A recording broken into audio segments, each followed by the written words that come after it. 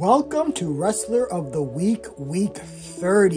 It pretty much works like this. If you are a professional wrestler and you made the most impact over the industry in the past 7 days, you will be named Wrestler of the Week. Every week, points will be tabulated, and whoever has the most points at the end of the calendar year will be named Male and Female Wrestler of the Year. And if you want to see what I use as criteria for Wrestler of the Week, be sure to check out my Week 1 episode.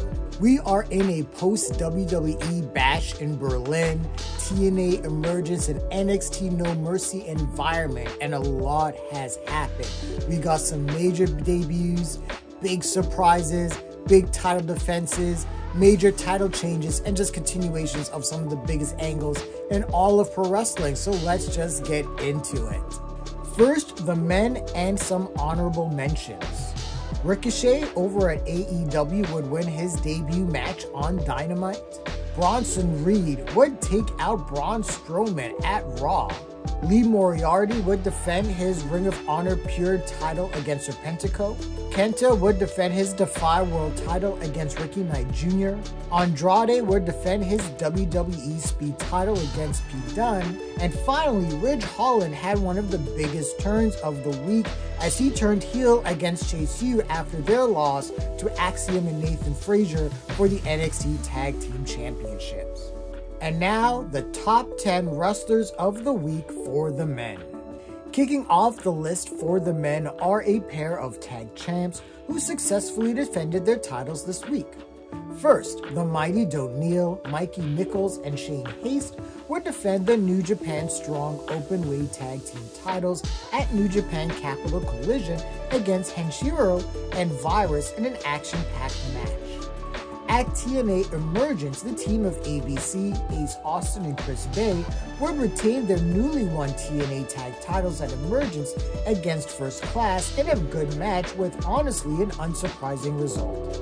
Nicholas and Haste have been pairing for a while, and this current run as openweight tag champs has opened the door to several new challengers, while ABC continues to impress with their exciting in-ring prowess. What's next for either team? Time will tell, but for now, congrats to our New Japan Strong Openweight Tag Champs, the Mighty Don't Kneel, and TNA World Champs ABC for defending their titles, and that has them at number 10 for the men.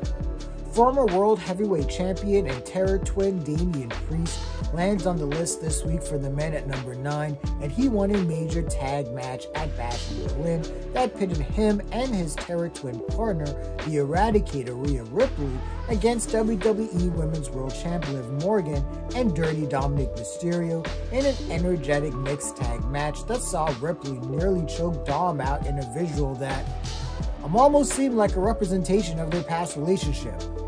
Not kink shaming, just pointing out the obvious. Priest would spend most of his time also destroying Dominic, and even Judgment Day trying to interfere didn't work, as Priest and Rhea would hit stereo razor's edges on the two lovebirds. What a combination of words, wrestling is wild. And they picked up the victory, and I can only assume that we are nowhere near the end of this storyline, as Priest and Rhea both need to gain some retribution in the form of gold. Obviously, Rhea will be gunning for Liv, but what is next for Priest? Perhaps finding a partner to take the titles off Judgment Day? That would be some delicious revenge, but we will see. This week, we have former World Heavyweight Champ Damian Priest landing at number 9 for the men. We have brand new NXT Tag Champs in Axiom and Nathan Frazier, who regained their titles against Chase U at NXT No Mercy in a very good match, with what I believe is sort of a shocking result, since I really believe that the new champs were actually main roster bound. This was an exciting match that saw some madness, including Andre Chase hitting a ridiculous Spanish fly. This dude looks like a manager, yet he continues to blow minds with his athleticism. In the end though, Chase got hit with the Spanish Fly Phoenix Splash combo, and we got new champs. Post-match, Ridge Holland returned and destroyed Chase U, but the bigger story are the new champs, and Axiom and Nathan Frazier have become a true staple of the NXT tag division over the past couple of years. They may not be main roster bound yet, but man, are they ever ready. Until that time, I assume we get some more kick-ass tag matches from our new NXT tag champs, Axiom and Nathan Frazier, who land on the list at number 8 for the men. The voice of the voiceless, CM Punk, lands on the list at number 7 for the men for winning his action-packed strap match against Drew McIntyre at Bash in Berlin. In a great, entertaining match that sold a lot of hatred, we saw Punk and Drew absolutely try to destroy each other while trying to successfully touch all 4 turnbuckles in succession. Let me say, I actually like the lights at the turnbuckles. That was a nice touch. In the end, Punk would hit McIntyre with 3 straight go-to-sleeps, retrieve the family bracelet that Drew stole, and would touch all turnbuckles to win the match, and Punk has to be feeling on top of the world, gaining his first win in WWE in over 10.5 years. Man, time flies, and what a weird timeline we are in. This is the best Punk has looked in a long time, and I am ready to see what is next. And if I was a betting man, I would say Punk and Drew have to meet one final time in Hell in a Cell at Bad Blood, but who knows? For now, though, we have the Cult of Personality, CM Punk, who lands on the list this week at number 7. The megastar and current WWE United States champ LA Knight, lands on the list this week at number 6 for defending his title on SmackDown in a very, very good match against Ludwig Kaiser. Ever since winning the title from Logan Paul at SummerSlam, Knight has been a fighting champ, taking on all comers and appearing on SmackDown consistently, and has continued to stay massively over the whole time. I think there was some concern that either WWE was cooling on him or that the fans would eventually cool on him once he won championship gold, but neither has happened, and in fact, it feels like Knight's star is still on the rise. I think at this point, it's safe to say that this will not be Knight's first title in WWE, so how high can he soar? He is called the megastar for a reason. This week, for successfully defending his title, WWE United States champion LA Knight arrives on the list at number 6. Zachary Wentz of TNA had a major week, and this lands him at number 5 for the men. First, at TNA Emergence, Wentz would best former champ Mike Bailey, Hammerstone, Jason Hodge, Laredo Kid, and Riley Osborne in a wild Ultimate X match to win the X Division title. Then at NXT No Mercy, the new champ would gain a measure of revenge and would defeat former Rascal stablemate Wes Lee in a hell of a match. Wentz is enjoying one of the craziest comebacks in modern wrestling, as at one point it seemed as if he was on the verge of being blackballed. But things have turned around and Wentz is becoming a staple of TNA, and his relationship with Wes Lee has really turned the dial up on what he has been able to contribute on the NXT side, as he has appeared on the promotion on a weekly basis. What is next for Wentz? We will see, but for now, congratulations to the new TNA X Division champ Zachary Wentz of TNA, who lands at number 5 this week. A pair of secondary champs defended their titles this week, and that has them at number 4 for the men. First, never openweight champ Gabe Kidd would retain his title in a good match against Lio Rush at New Japan Capital Collision 2024. Later in the week, the dominating NXT North American champ Oba Femi would successfully take out the Dawn of NXT Tony D'Angelo in a hard-hitting match at NXT No Mercy to retain his title. Kidd, one of the most vocal heels in the business, is making a very strong case for being one of the best heels in all of wrestling, while Femi is the dude just has it. I love seeing him toss bodies around like they're rag dolls, and Femi just continues to evolve and show that he can work any match with any worker, no matter his insane frame. I see big things on the horizon for both these champs in 2025, but right now, they are dominating their division and neither looks like they are slowing down anytime soon. This week at number 4, we have both never openweight champ Gabe Kidd and NXT North American champ Oba Femi on the list for the men. The new Rev Pro and Progress World Champ Luke Jacobs lands on the list for the men at number 3 this week, and he would defend both belts successfully over the past 7 days. At Progress Wrestling Never Sleeps, Jacobs would retain his title against Kid Lycos in a very good match. Later in the week at GWF Rev Pro Double Impact, Jacobs would successfully defend his Rev Pro Undisputed British Heavyweight title against Rambo. No, not that Rambo. Jacobs may be the biggest name in the entire United Kingdom independent wrestling scene, rising from a cruiserweight to becoming one of the best power wrestlers in the game, who can work nearly any style with most other workers. Now that Jacobs is a double champ, it feels like he has truly been unleashed, and it's only a matter of time before some of the major promotions come calling. He is a can't-miss prospect. What is next for Jacobs? Time will tell, but we have the Progress and Rev Pro Undisputed British Heavyweight Champ Luke Jacobs in the number 3 spot this week. We have a 3-way tie at the runner-up spot for the men, and that is for a trio of world champs who all retain their titles.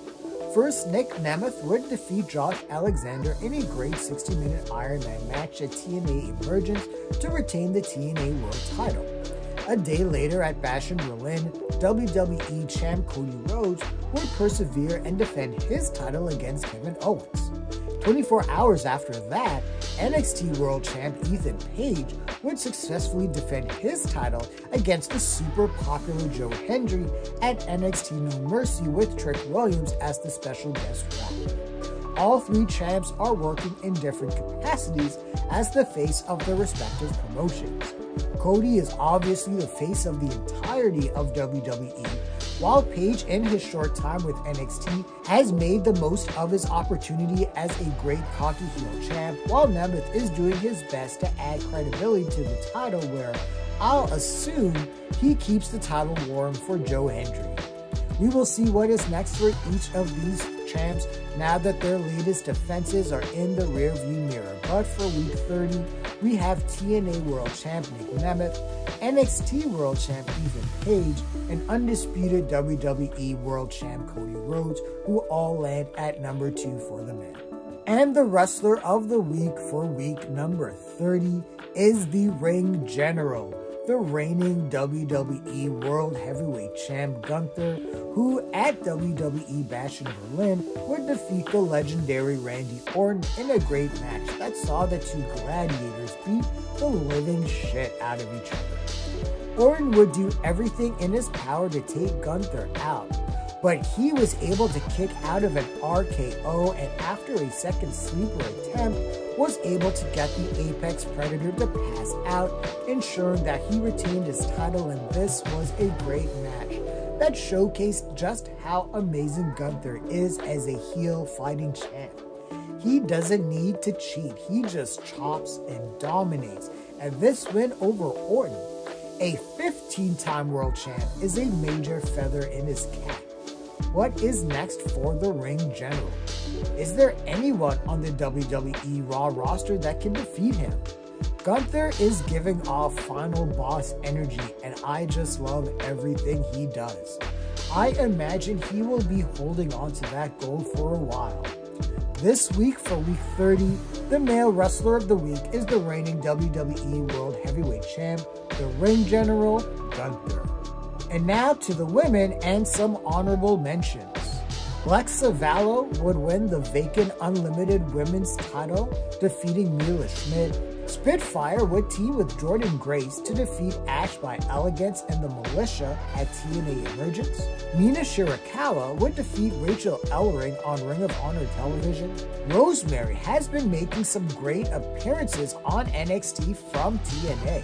And Hikaru Shida is now the #1 contender to Mercedes Moné's TBS Women's title. And now, the top 10 wrestlers of the week for the women. The returning Jamie Hayter from AEW kicks off the list for the women, and she made her reappearance on Dynamite this week with a win over Harley Cameron in her first match since AEW Double or Nothing 2023. Hayter would take out Cameron with a Haterade and chase after Saraya, who seems to be the former AEW Women's Champ's first major program, which I am good with, as Saraya is a great hand and still has a lot of name value as a talent, and I am sure she will do everything in her power to make Hayter look as good as possible. I do anticipate that eventually Hayter will make a beeline for the AEW Women's title she lost to Timeless Toni Storm in her gutsy performance last year. We have a built-in storyline for Hayter as she works to regain the title she only lost because of her in-ring injury. Is it her destiny to become a two-time champ? We don't know what the future holds, but as for now, welcome back Jamie Hayter, the number 10 female wrestler of the week. We have the awesome and dominant Ring of Honor Women's Champ Athena, who this week on Ring of Honor television would win a very good proving ground match against Aaliyah James as she continues to dominate the Ring of Honor Women's division. She is well over 500 days as champ and is one of the most exciting wrestlers today. The former Ember Moon in WWE has become a major staple of Ring of Honor, and I wonder, honestly, what is up with Tony Khan in AEW and why he hasn't considered having her on the roster? Does he not want to ruin her shine Athena has gained in Ring of Honor? Is he waiting for the right feud to have her here? I love Athena in Ring of Honor, but in my opinion, it is time for her to be unleashed in a main promotion to showcase what she can do on mainstream wrestling. But that is my own personal gripe because I believe more eyes should be on this super talented performer. This week, the amazing Athena, Ring of Honor Women's Champ, lands on the list at number 9. We have Sendai Girls World Champ Sairi Anu popping up at number 8 this week as she defended her title against Dash Chisako in a good match. Anu is considered one of the best female talents on all of planet Earth, and her time in both Sendai and Stardom has proven this point with her participating in some banger matches.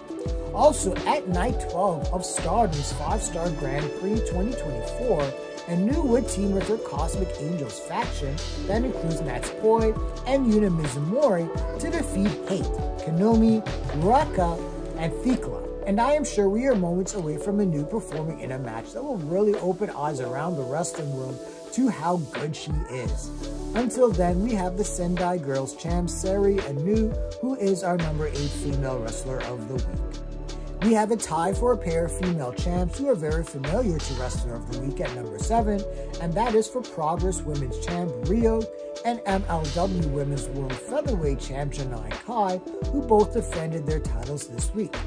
At Progress Wrestling Never Sleeps, Rio would defeat Session Marth Martina in a good match, while Kai would retain her title against Haneko at MLW Summer of the Beast. Rio, also the TGW Women's Champ and TNT Women's Tag Team Champion with Emerson Jane, has held her title for nearly a year now. Janai Kai is also approaching 1 year as MLW Women's World Featherweight Champ, and she has been absolutely dominant as she defends her title. Both women are major players on the indie scene, and it's only a matter of time before one of the big promotions try to snatch them up, as they are both way too talented to not be given a larger mainstream platform to showcase their talents. Until then, we have our champs Rio, the Progress Women's Champ, and Janai Kai, MLW Women's World Featherweight Champ, who arrived this week at number 7. We have GFW Women's World Champ Lizzie Evo coming into the list at number 6. Evo would win and defend her title in the same week. First at Rev Pro Double Impact Night 1, Evo would defeat Jessie J to win the coveted title in a good match, and 1 day later at Double Impact Night 2, Eva would push back against Amy Heartbeat and Iva Koloski in a short triple threat match to retain her title. The Liverpool, UK native has established herself as one of the premier talents in the UK indie wrestling scene, who has captured multiple titles all across the UK and is exciting to watch as a face or heel. Evo's record as a consistent star who can work with nearly any opponent's style. She is a 10-year vet, yet she is 25. Make it make sense. That's someone who is dedicated to the industry. What's next for Evo? Let's see, but join me in congratulating Lizzie Evo, the new GFW Women's World Champ, and that lands her at number 6 this week.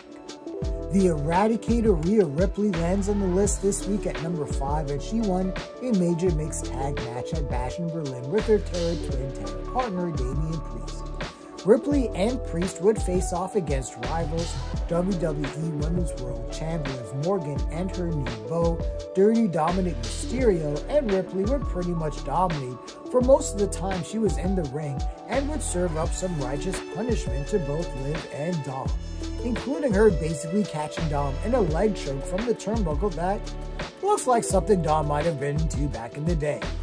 In the end, we got Stereo Razor's edges from Priest and Ripley, and she would pin the champ in a, well, mommy is always on top. I'm sure that this feud is far from over, and I will assume that Liv and Rhea will meet at Bad Blood soon. Will it be a Hell in a Cell match? Time will tell, but this week we have the Eradicator Rhea Ripley, who arrives on the list at number 5 for the women. We have new WWE Women's Tag Champs in the powerful Bianca Belair and Jade Cargill, who pop in at number 4 this week. At Bash in Berlin, they faced off against former champs, the Unholy Union, with Alba Fire and Ilsa Dawn, in a very good match that saw the former champs do everything to cut the ring off in half and keep control of the match. But they were no match for the power game of both Belair and Cargill, and after hitting their insane combo finisher, does that have a name yet? The duo recaptured the gold that they lost to the Unholy Union earlier in the year. Now that Bianca and Jade are back on top, who will step up to the challenge? The WWE Women's Division is very deep, and a lot of teams may have an opportunity opened up to face off with the champs. Until then, congrats to Bianca Belair and Jade Cargill, the new WWE Women's Tag Champs, who land at number 4 for the women. Coming in at number 3 are New Japan Strong Women's Champ Mercedes Moné and NXT North American Champ Kalani Jordan, and they both defended their titles this week. Moné would defeat a very gay Momo Watanabe at New Japan Capital Collision to defend her title she won from Stephanie Vacker, while Jordan would push back against Wendy Chu in a very fun match at NXT No Mercy to retain hers. Moné is clearly positioned as one of the biggest names in all of wrestling, while Jordan is just getting started after becoming the inaugural North American champ. What is next for these women will be intriguing, as NXT and New Japan are building pieces of their women's division around them. This week we have New Japan Strong Women's Champ Mercedes Moné and NXT North American Champ Kalani Jordan, who lands on the list at number 3. We have a couple of world champs who defended their titles this week in the runner-up spot for the women. WWE Women's World Champ Nia Jax would retain her title against Michin in a fun street fight to probably turn the page on that mini feud, while TNA Knockouts Champ Jordynne Grace would push back against Ash by Elegance in the redundantly named Match by Elegance match to retain her TNA Knockouts title. Later in the week at TNA Emergence, Grace and Spitfire, Dani Luna and Jody Threat would team to defeat Ash and the Knockouts tag champs of the Militia, Masha Slamovic and Alicia Edwards in a very fun match. Jax is trying to keep a stranglehold on her title she won from Bayley, but her friend, Tiffany Stratton, is right there with the Money in the Bank briefcase, and Tiffy time doesn't strike me as the type to let an opportunity to become a new champ slip away. At the same time, Jordynne Grace continues to dominate and grow her aura as an absolute world beater in TNA. And can someone give me a guess as who can beat her? Because I have no idea, and I am okay with that. Let Grace cook. This week, we have WWE Champ the Unstoppable Nia Jax and the Juggernaut TNA Knockouts Champ Jordynne Grace at number 2 for the women. The female wrestlers of the week both made a tremendous impact on the wrestling world for different reasons, but all roads still led to their showdown. we have NXT Women's Champ, the prodigy Roxanne Perez, who successfully defended her NXT Women's title in a really good match against Jada Parker that had Perez dig deep and have to hit pop rocks of the exposed barricade and another in the ring for the victory. But that wasn't all. As Perez celebrated, it was cut short by the highly anticipated debut of goddamn Julia, and shit is about to pop off. We got one of the best face-offs of the year as Perez stood confident with her title, but Julia just stared her down. And you could feel Perez's trepidation with having to face the world-class, world-traveled, celebrated female grappler who just finished up her time with Marigold. The NXT Women's Division just got a shot in the arm, and I am ready. Yes, Julia versus Roxy is going to melt faces, but Julia against anyone has the potential to be amazing because Julia is a generational talent. For those who have never seen her before, prepare for a treat. When I say she is the next Asuka in terms of what she is capable of in the ring, bet I mean every word. Let's fucking go. This week, the female wrestlers of the week for week 30 are the prodigy NXT Women's Champ Roxanne Perez and the incomparable Julia. And here are our weekly standings for the men and the women.